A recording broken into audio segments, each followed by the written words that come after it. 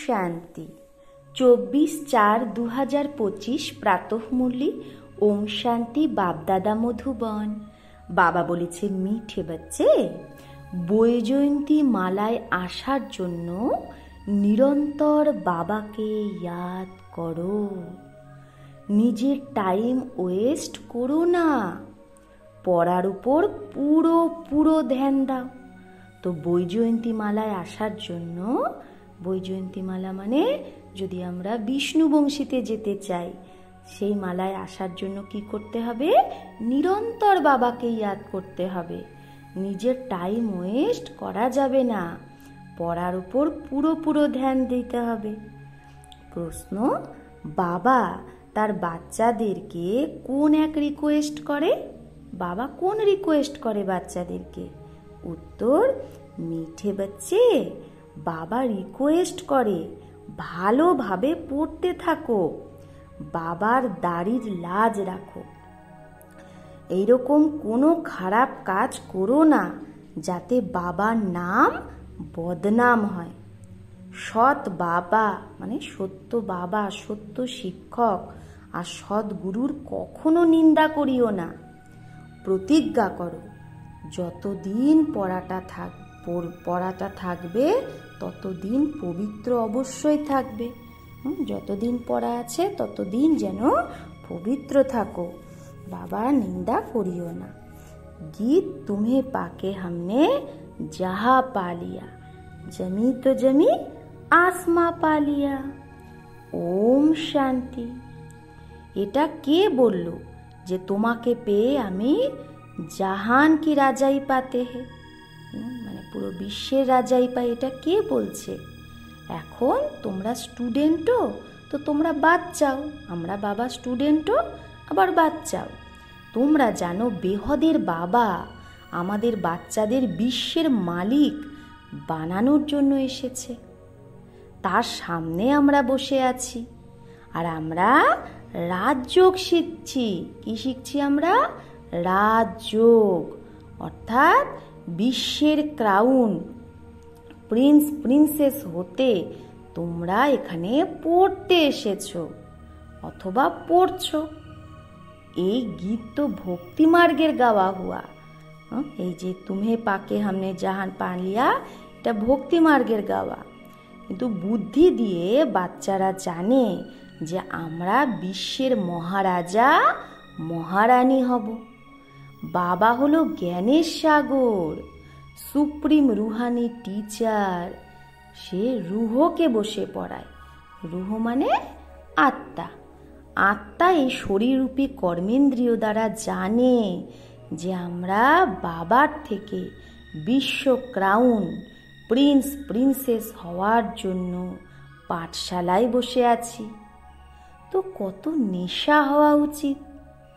নিজের দিলকে জিজ্ঞেস করো, এতটা নেশা আমাদের স্টুডেন্টদের মধ্যে আছে? এটা কোনো নতুন কথাও না। আমরা কল্পে কল্পে বিশ্বের ক্রাউন প্রিন্স আর প্রিন্সেস হওয়ার জন্য বাবার কাছে এসেছি। আমরা কল্পে কল্পে এসেছি বাবার কাছে। এটা নতুন না। যে বাবাও আবার টিচারও। বাবা জিজ্ঞেস করে তো সবাই বলে, বাবা আমি তো সূর্যবংশী ক্রাউন প্রিন্সেস অর্থাৎ লক্ষ্মী নারায়ণ হব। নিজের দিলে তাহলে জিজ্ঞেস করো যে আমি কি এইরকম পুরুষার্থ করি? লক্ষ্মীনারায়ণ হওয়ার পুরুষার্থ করি? বেহদের বাবা যে স্বর্গের বর্ষা দিতে আসে, সে আমাদের বাবা, টিচার, গুরুও। তো নিশ্চয়ই সে বর্ষা মানে সম্পত্তিও আমাদের উঁচু থেকে উঁচুই দেবে না? তো দেখা উচিত আমাদের এত খুশি কি আছে যে আজকে আমরা পড়ছি আর কালকেই ক্রাউন প্রিন্স হব? কারণ এটা সঙ্গম না। এখন এই পারে আছো, সঙ্গম মানে মাঝখানের যুগ, তাহলে আমরা এখন এই পারে আছি। ওই পার মানে স্বর্গে যাওয়ার জন্যই আমরা পড়ছি। সেখানে তো সর্বগুণ সম্পন্ন 16 কলা সম্পন্ন হয়েই আমরা যাব। আমরা এই রকম লায়ক বনে হে, তা নিজেকে দেখো আমি কি এইরকম যোগ্য হয়েছি? নিজেকে জিজ্ঞেস করো। এক নারদ ভক্তের কথা না এখানে, তোমরা সবাই ভক্ত ছিলে। এখন বাবা ভক্তি থেকে আমাদের মুক্ত করে, বাবা আর ভক্তি করতে বলে না। তোমরা জানো আমরা বাবার বাচ্চা হয়েছি বাবার থেকে বর্ষা নিতে, মানে সম্পত্তি নিতে, বিশ্বের ক্রাউন প্রিন্স হতে এসেছি। বাবা বলে ভলে নিজের গৃহস্থ ব্যবহারে থাকো। বানপ্রস্থ অবস্থায় যারা আছে, মানে যাদের 60 বছর হয়ে গেছে, সব দায়িত্ব হয়ে গেছে, তাই বাবা বলছে তাদের গৃহস্থ ব্যবহারে থাকার দরকার নেই। আর কুমার কুমারীদেরও গৃহস্থ ব্যবহারে, তারাও গৃহস্থ ব্যবহারে দরকার নেই। उन्हें क्यों भी स्टूडेंट लाइफ है। तो बाबा बोलছে बानप्रस्थ अवस्था वालों को गृहस्थ व्यवहार में नहीं रहना होता, তাদের গৃহস্থ ব্যবহারে থাকতে হয় না। আর কুমার কুমারীদেরও গৃহস্থ ব্যবহারে তারাও নেই, তাদেরও স্টুডেন্ট লাইফ। ব্রহ্মচর্যেই তো পড়াটা পড়ে। এখন এই পড়াটা খুব উঁচু, এতে পবিত্র হতে হবে সদাকালের জন্য, যতদিন পড়াটা থাকবে। তো দুনিয়ায়ও তো ব্রহ্মচর্যে পড়ে না, ব্রহ্মচর্য অবস্থাতেই তো পড়ে, তারপরে বিকারে যায়। আর এখানে তোমরা ব্রহ্মচর্যে থেকেই পুরো পড়াটা পড়ো। বাবা বলে আমি পবিত্রতার সাগর, তো তোমাদেরও বানাই। তোমরা জানো আধা কল্প আমরা পবিত্র ছিলাম, বরাবর বাবার কাছে প্রতিজ্ঞা করেছিলাম, বাবা কেন না আমরা পবিত্র হয়ে পবিত্র দুনিয়ার মালিক হব না। আমরাই তো বাবার কাছে প্রতিজ্ঞা করেছিলাম, বাবা আমরাই হব পবিত্র হয়ে পবিত্র দুনিয়ার মালিক। তো বাবা কত বড়, ভলে বাবা সাধারণ তনে আসে, কিন্তু আত্মার তো নেশা চড়ে না। বাবা এসেছে পবিত্র বানাতে। বলে তুমি তো বিকারে যেতে যেতে বেশ্যালয়ে গিয়ে পড়েছ, তোমরা সত্যযুগে পবিত্র ছিলে। এই রাধা কৃষ্ণ পবিত্র প্রিন্স প্রিন্সেস না। রুদ্রমালাও দেখো, বিষ্ণুর মালাও দেখো, রুদ্রমালা সো বিষ্ণুর মালা হবে। বৈজয়ন্তী মালায় আসার জন্য বাবা বোঝায়, প্রথমে তো নিরন্তর বাবাকে ইয়াদ করো, নিজের টাইম ওয়েস্ট করো না। এই কড়ির পিছনে বানর হয়ে যেও না, মদ বানো বান্দর। কড়ির পিছনে বান্দর চানে খাতে হে, বাবা বলে বানর চানা খায়, ছোলা খায়। এখন তোমাদের তো বাবা চানার বদলে কি দিচ্ছে? রত্ন দিচ্ছে। তাহলে কড়ি অথবা চানার পিছনে যাবে, তাহলে কি হাল হবে? রাবণের কয়েদে চলে যাবে। বাবা এসে রাবণের কয়েদ থেকে ছাড়ায়, বলে দেহ সহিত দেহের সব সম্বন্ধ থেকে বুদ্ধি ত্যাগ করো, নিজেকে আত্মা নিশ্চয় করো। বাবা বলে আমি কল্পে কল্পে ভারতেই আসি, ভারতবাসী বাচ্চাদের বিশ্বের ক্রাউন প্রিন্স প্রিন্সেস বানাই। কত সহজ পড়ায়। এই রকমও বাবা বলে না যে এখানে 4 ঘন্টা 8 ঘন্টা এসে বসো না, গৃহস্থ ব্যবহারে থেকে নিজেকে আত্মা ভেবে আমি বাবাকে ইয়াদ করো, তো তুমি পতিত থেকে পাবন হয়ে যাবে। বিকারে যারা যায় তাদের তো পতিত বলা হয়, দেবতারা তো পাবন, তাই তাদের মহিমা গাওয়া হয়। পাবন জন্যই দেবতাদের মহিমা গাওয়া হয়। বাবা বোঝায় ওগুলো তো হলো অল্পকাল ক্ষণভঙ্গুর সুখ। সন্ন্যাসীরা ঠিক বলে যে কাকবিষ্টার সমান সুখ, কিন্তু তারা এটা জানে না যে দেবতাদের কত সুখ ছিল। নামই তো সুখধাম, আর এটা তো দুঃখধাম। এই কথাগুলোকে দুনিয়ার কেউ জানে না।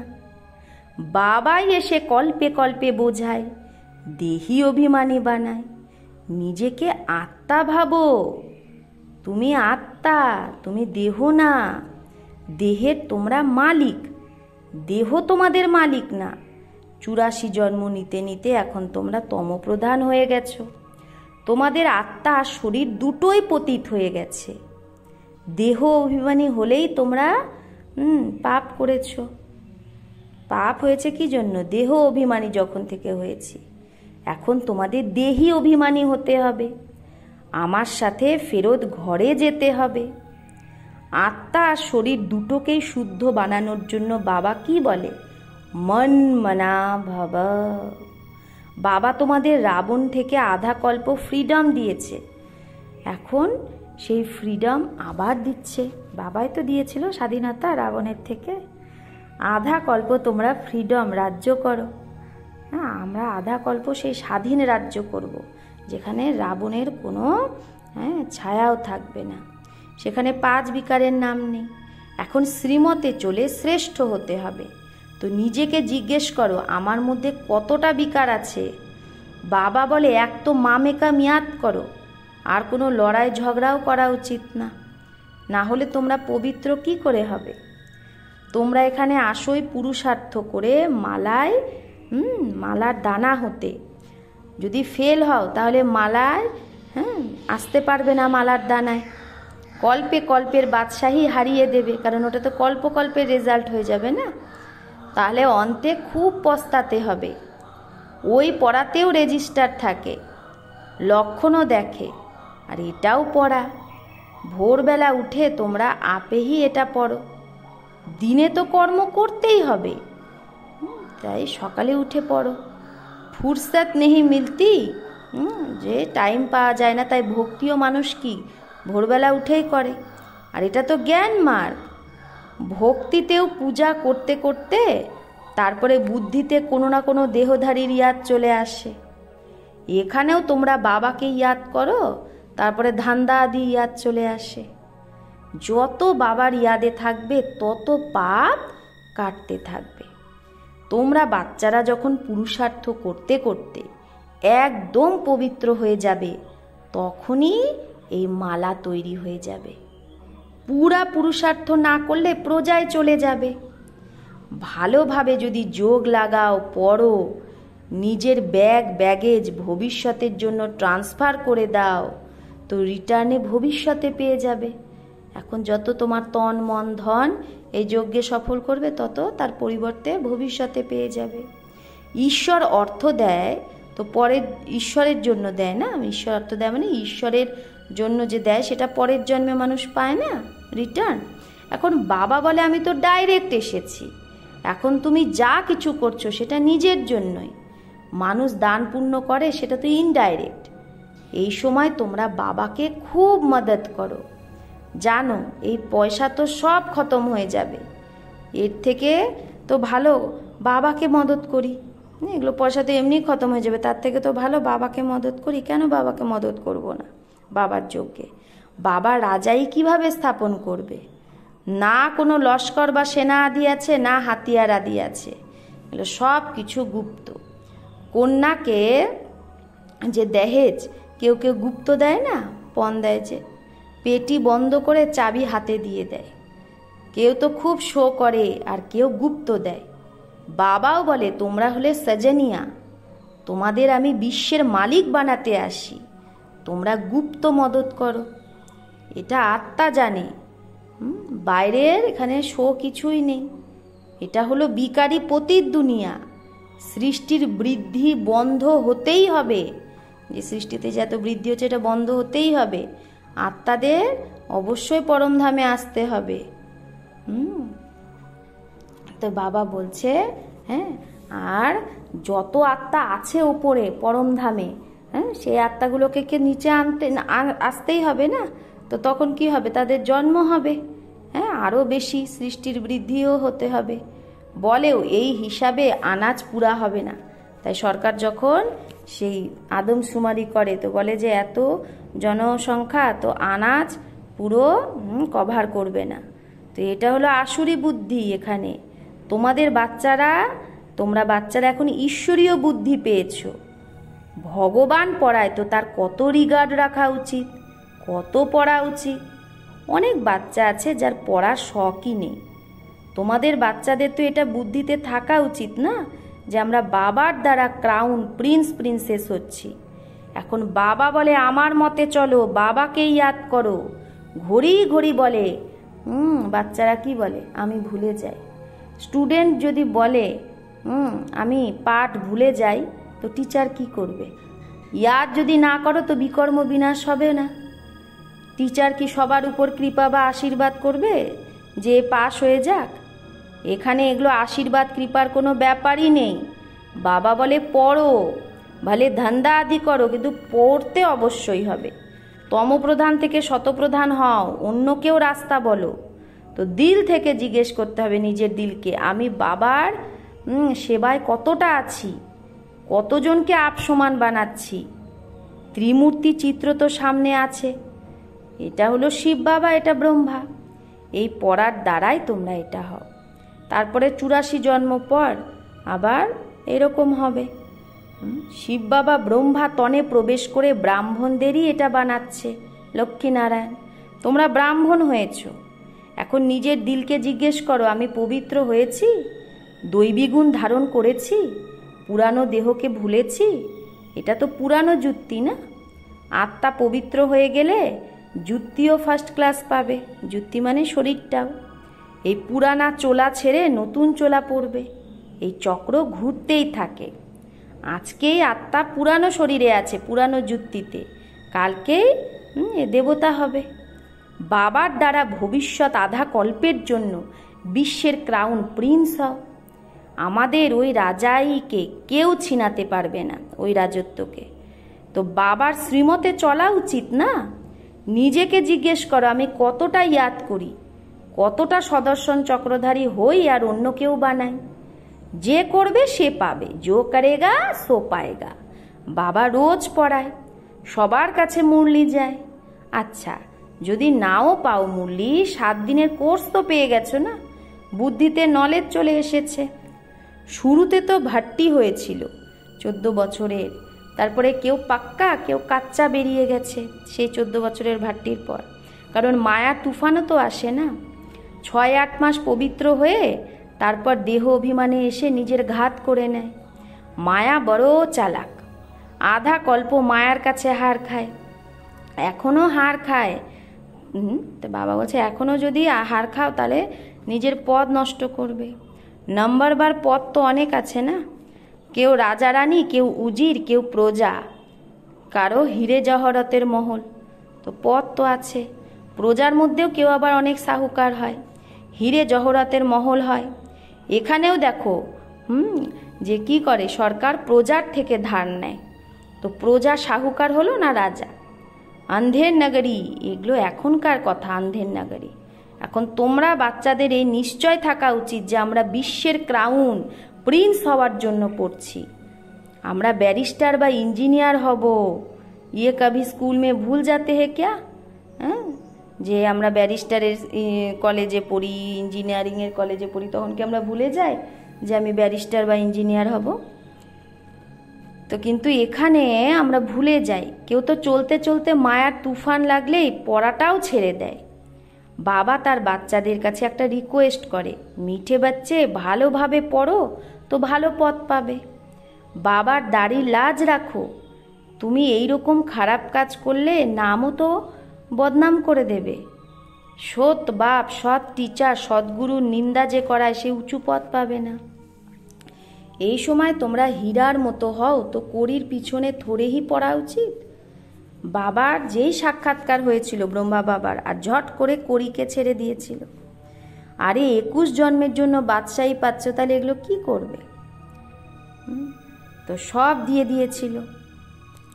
তো আমরা তো বিশ্বের বাদশাহী নিয়ে নিচ্ছি তার বদলে। এটাও জানো যে বিনাশ তো হবেই। এখন যদি না পড়ো তাহলে তো টু লেট হয়ে যাবে, পস্তাতে হবে। বাচ্চাদের সব সাক্ষাৎকার হয়ে যাবে। বাবা বলে তোমরা ডাকো যে হে পতিত পাবন এসো। এখন আমি পতিত দুনিয়ায় তোমাদের জন্যই এসেছি, আর তোমাদের বলছি পাবন হও। তোমরা আবার ঘড়ি ঘড়ি বিকারে চলে যাও। আমি তো কালেরও কাল, সবাইকে নিয়ে যাব। স্বর্গে যাওয়ার জন্য বাবা এসে রাস্তা বলে, নলেজ দেয় যে সৃষ্টি চক্র কি করে ঘোরে। এটা হলো বেহদের নলেজ। যারা কল্প আগে পড়েছে তারাই আবার এসে পড়বে, সেটাও সাক্ষাৎকার হতে থাকে। নিশ্চয় হয়ে যায় যে বেহদের বাবা এসেছে, যে ভগবানের সাথে মেলার জন্য এত ভক্তি করেছি সেই এখানে এসে পড়াচ্ছে। বাচ্চাদের নিশ্চয় হয়ে যায় এই রকম ভগবান বাবার সাথে আমি দেখা তো করি। কত উল্লাসে খুশি খুশি দৌড়ে দৌড়ে এসে মধুবনে এসে মেলে। যদি পাক্কা নিশ্চয় থাকে তবেই তো না, তো ঠগি কি বাত নেই, এখানে ঠগির কোনো ব্যাপার নেই। এইরকমও অনেকে আছে পবিত্র হয় না, পড়ে না, ব্যাস চলো বাবার কাছে, এমনি ঘুরতে ফিরতে চলে আসে, ঘুরতে চলে আসে মধুবনে। বাবা বাচ্চাদের বোঝায় তোমাদের বাচ্চাদের গুপ্ত নিজের রাজধানী স্থাপন করতে হবে গুপ্তভাবে। পবিত্র হলে তমপ্রধান থেকে শতপ্রধান হবে, এই রাজযোগ বাবাই শেখায়। বাকি ওগুলো তো হলো হঠযোগী, হঠযোগ। বাবা বলছে সন্ন্যাসীরা তো হঠযোগী। বাবা বলে নিজেকে আত্মা ভেবে আমি বাবাকে ইয়াদ করো, এই নেশা রাখো আমি বেহদের বাবার থেকে বিশ্বের ক্রাউন প্রিন্স হতে এসেছি, তাহলে শ্রীমতে চলা উচিত। মায়া এইরকম যে বুদ্ধির যোগ একদম ছিন্ন করে দেয়। বাবা সমর্থ তো মায়াও সমর্থ। আধা কল্প রাম রাজ্য, আধা কল্প রাবণ রাজ্য, এটাও কেউ জানে না। अच्छा मीठे मीठे सिकिलधे बच्चों प्रति माता पिता बाप दादा का याद प्यार और गुड मॉर्निंग। रूहानी बाप की रूहानी बच्चों को नमस्ते। हम रूहानी बच्चों की रूहानी माता पिता बाप दादा को याद प्यार गुड मॉर्निंग और नमस्ते नमस्ते नमस्ते। शुक्रिया बाबा, आपको लाख लाख शुक्रिया। धारणा एक, सदा যেন নেশা থাকে যে আমরা আজকে পড়ছি কালকে ক্রাউন প্রিন্স প্রিন্সেস হব। নিজের দিলকে জিজ্ঞেস করা উচিত আমি এইরকম পুরুষার্থ করি, বাবার এতটা রিগার্ড দিই, পড়ার শখ আছে। 2, বাবার কর্তব্যে গুপ্ত মদতগার হতে হবে। ভবিষ্যতের জন্য নিজের ব্যাগেজ ট্রান্সফার করে দিতে হবে। কড়ির পিছনে সময় না হারিয়ে, কড়ির পিছনে সময় নষ্ট না করে হীরার মতো হওয়ার পুরুষার্থ করতে হবে। বরদান, মন বুদ্ধিকে মনমত থেকে ফ্রি করে সূক্ষ্ম বতনের অনুভব যে করে সেই ডবল লাইট ভব। মন বুদ্ধিকে মনমত থেকে ফ্রি করে সূক্ষ্ম বতনের যে অনুভব করে সেই ডবল লাইট ভব। শুধু সংকল্প শক্তি অর্থাৎ মন আর বুদ্ধিকে সদা মনমত থেকে খালি রাখো, তো এখানে থেকেও বতনের সব সিন সিনারি এইরকম স্পষ্ট অনুভব করবে যাতে দুনিয়ার যে কোনো সিন যেরকম স্পষ্ট দেখা যায় সেই রকম। তো বাবা বলছে তুমি এই দুনিয়াতে থেকেও যদি সংকল্প শক্তি অর্থাৎ মন আর বুদ্ধিকে মনমত থেকে খালি রাখো, তাহলে এখানে থাকা সত্ত্বেও তুমি বতনের সব সিন সিনারি দেখতে পাবে, মনে হবে যেন একদম তোমার সামনেই হচ্ছে। এই অনুভূতির জন্য কোনো বোঝ নিজের উপর রাখবে না, সব বোঝ বাবাকে দিয়ে ডবল লাইট হও। মন বুদ্ধি দ্বারা সদা শুদ্ধ সংকল্পের ভোজন করো, মন বুদ্ধিতে সদা শুদ্ধ সংকল্পের ভোজন করো। কখনো ব্যর্থ সংকল্প বা বিকল্পের অশুদ্ধ ভোজন করো না, তো বোঝ থেকে হালকা হয়ে উঁচু স্থিতির অনুভব করতে পারবে। তাহলে বোঝ থেকে হালকা হয়ে কি করবে? উঁচু স্থিতির অনুভব করতে পারবে। স্লোগান, ব্যর্থকে ফুল স্টপ দাও আর শুভ ভাবনা স্টক ফুল করো। বাবা বলছে যেগুলো ব্যর্থ সেগুলোকে ফুল স্টপ দাও আর শুভ ভাবনা স্টক কি করো? ফুল করো। অব্যক্ত ইশারা, কম্বাইন্ড রূপে স্মৃতি দ্বারা সদা বিজয়ী হও। যদি চলতে চলতে কখনো অসফলতা বা মুশকিলের অনুভব হয় তো তার কারণ শুধু খিদমতগার হয়ে যাও, মানে শুধু নিজের সেবা করো, ক্ষুদাই খিদমতগার হও না, ঈশ্বরীয় সেবাধারী তখন থাকো না। ক্ষুদাকে খিদমত থেকে জুদা করো না, তো সেবায় ক্ষুদাকে বঞ্চিত করো, জুদা করো না। যখন নামই তোমার কি ক্ষুদাই খিদমতগার, ঈশ্বরীয় সেবাধারী, তো কম্বাইন্ড তোমরা ক্ষুদাই খিদমতগার, তাহলে কম্বাইন্ডকে আলাদা কেন করো?